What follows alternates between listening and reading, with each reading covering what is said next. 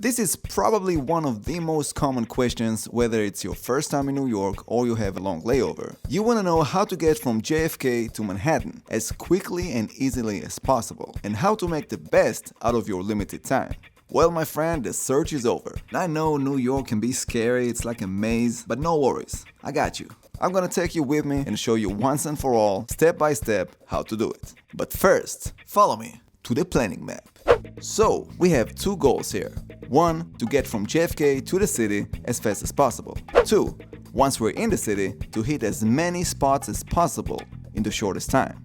And to be specific, we're talking about Midtown Manhattan, which is what 90% of the people want to see when they come here for the first time, especially if they have limited time, which is what this video is about. Let's do it! Okay, so you just landed in one of the busiest airports in the world. Now what? Well, before we hit the road, it is important to mention that if it's a layover and you're carrying a lot of stuff with you, you may want to use the JFK luggage and baggage storage service, not sponsored, located on Terminal 1, 4, and 8. I always go to the one closer to my next flight's gate, and depending on the size, it's around $4 to $16 for the entire day. And trust me, the less you have on, the easier it will be for you to get by, because you're gonna do a lot of moving around. That's right, I hope you brought your comfortable shoes, because you're about to find out that in New York, you will walk. Now, there's several ways to get to the city, from taking the subway, the taxi, and the airport shuttle, or express bus. But I personally find the Long Island Railroad, or simply LIRR, to be the most convenient time-wise and price-wise. It's not as expensive as taking a taxi, and it will save you a lot of time. Sure, you can take a direct bus or a cab if you have the budget, but keep in mind that during rush hour, you can find yourself stuck in traffic for almost 2 hours each way. Therefore, the Long Island Railroad is the fastest way, most of the time, to get into the city from the airport. So how do you get there? Just like the subway, the first thing you do is get on the AirTrain, which connects all passenger terminals to JFK. Just follow the signs, or you can ask for directions. Now, at this point, you're not paying for the AirTrain. You pay later when you get off. So you take the Jamaica train, which comes every few minutes, you ride through the terminals and get off at Jamaica, the second stop after you leave the airport, right after Federal Circle. Once you get to Jamaica Station, there's two things you need to do. One, buy a ticket for the Long Island Railroad, and two, pay the AirTrain fare in order to exit the station. And you do it with your new best friend, the Metro card. This Metro card also comes very handy later, because with this card, you can move around the city using the different public transportations like subway and bus. Let me show you how you do it. When you walk up to these machines, you can see that there's two different types. One just for the Metro card, and another one to purchase railroad ticket, which is a separate ticket to New York Penn Station. And that's what we're gonna do.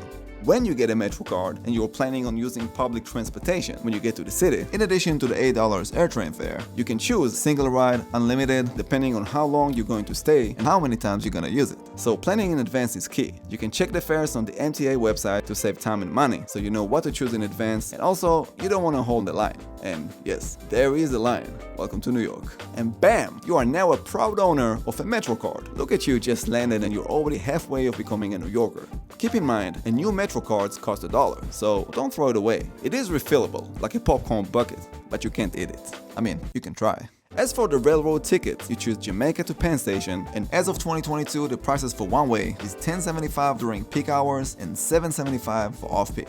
However, if you're only gonna use it today and you're staying inside the city, you can choose the city ticket for off-peak hours, $5 for one way. You can also download the MTA eTix app, where you can see the exact fares in advance, plan a trip, and purchase a ticket online. If you do so, remember, you need to activate your ticket before you go on the train. There's an actual person on board that checks your ticket.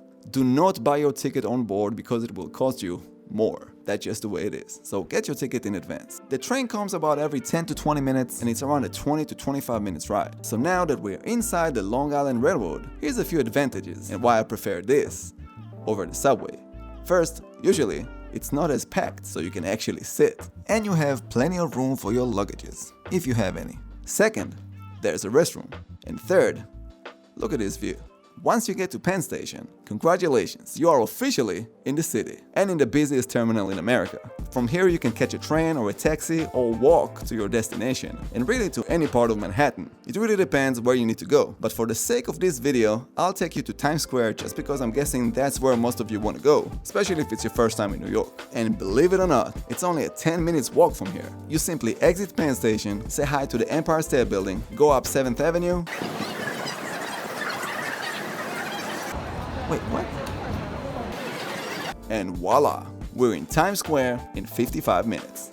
So in conclusion, from JFK you take the AirTrain to Jamaica Station and then the railroad to Penn Station. And that's it! Welcome to New York! Oh yeah, the possibilities. So many temptations. And bad acting. Now, it is important to mention, New York is way more than just Midtown Manhattan. But since we're talking about a scenario when your time is limited and it's your first visit in New York, on this video we're going to focus on the main touristy areas and places that everyone needs to see when they come here for the first time. But I will throw in some of my personal favorite spots and things that I like to do when I'm here.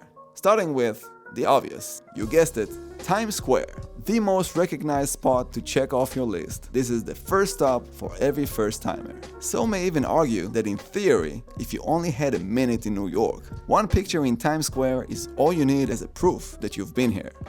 Oh, hello. Is this live? Other than the famous stores located in Times Square like the Disney Store, Hershey's, this is also the place where you can buy tickets to see a Broadway show at the TKTS booth behind the red stairs. Less than a 10-minute walk from Times Square, you can find the famous Rockefeller Center, known for its art, the ice skating ring and Christmas tree during the holidays, and of course, the Top of the Rock observation deck, with 66 floors and 850 feet high, or 260 meters, depends where you're from in the world, where you can find some of the best views of the city. Right next to it is one of the most famous toy stores in the world. Not this one. I'm talking of course about the oldest toy store brand in the US since 1862, appeared in countless movies like Big and Home Alone 2. FAO Schwartz is known for its large plush animals and a walking piano, and a very expensive selection of luxury toys, like a $25,000 toy car, which costs more than my actual car. Located at the Rockefeller Plaza building, welcome to Rough Trade NYC. This is one of the most known vinyl stores in the city since 1976, with a collection of more than 10,000 records and a must-visit destination for music fans. Speaking of music, right across the street you can find the showplace of the nation, Radio City Music Hall. This iconic theater hosted the Tonys, the Grammys, and many other venues. Speaking of art, just 5 minutes away on 53rd Street is the Museum of Modern Art, considered the most influential museum of modern art in the world. As we're walking by the St. Patrick's Cathedral, the largest Gothic Revival Catholic cathedral in North America, we'll find ourselves going down the famous Fifth Avenue, known as Millionaire's Row. And when you see these name brands, you understand why this is New York's most expensive street and the world's most expensive retail spaces. Just a block away, you'll find another famous spot. Grand Central Terminal, the second busiest train station in North America, after New York Penn Station, which we just came from. You know, it's amazing how it's all in the same area and how many iconic things you see everywhere you look. Just a short walk from one iconic place to another. We literally just walked through 30 different famous locations in less than 20 minutes. For example, like, look, you can see the Chrysler building right there. It's almost like you can't walk here without walking into a famous spot. Whoops, I almost walked into that pole. Back to Fifth Avenue, it is the New York Public Library, with literally millions of books, which makes it the second largest library in the US and the fourth largest in the world. The library is located at one of the known parks in Manhattan, Bryant Park. Okay, so I just ran into a local here. We're here in Bryant Park. What is your favorite activity in Bryant Park? Because every time I'm here, there's something else. There's like yoga going on, there's like friends reunion going on. What do you recommend? My favorite activity is putting on the tefillin. Tefillin, amen. Very nice to meet you. Nice to meet you too. If you're a pizza lover like me, I mean, you came all the way to New York, you gotta love pizza. This is probably one of the best slices in Midtown Manhattan, Joe's Pizza on Broadway. I also recommend New York Pizza Suprema, which is not too far as well. They're both great. No matter what you choose, you can't go wrong.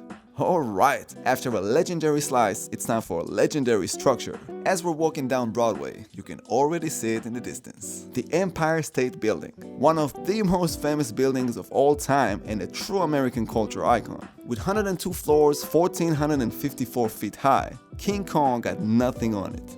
Actually, he was on it. Across the street on 34th Street, you'll see Macy's Herald Square, the biggest department store in the US. We're gonna finish our loop as we approach New York Penn Station. This place looks familiar. Right there on top of it, you can see Madison Square Garden, known as the world's most famous arena. First opened in 1968, it is the oldest major sporting facility in New York City. These are just some of the many things you can do if your time is limited and you only have a few hours. Of course, it's based on my personal experience. I always recommend to do your own research and build the right plan that fits you, the things and places that you want to see. And there's so much more to see. like Central Park, which is less than 15 minutes walk from Times Square, and you can probably dedicate a whole day just for that. Lower Manhattan, which is, as well, a day on its own, and of course the other amazing boroughs of this city. So let me know if you want me to expand on any other areas, or if you have any questions, feel free to let me know. And on that note, let me just say how much I'm jealous of you for coming here and experiencing this amazing city for the first time. So really, I'm serious. Ask me anything. I'm here to help as much as I can. To me, it's kind of like the closest I get to relive it for the first time again myself. So yeah, talk to me. I wish you the best of luck, and of course, enjoy your visit. Thank you for joining me on this New York adventure, and I'll see you soon.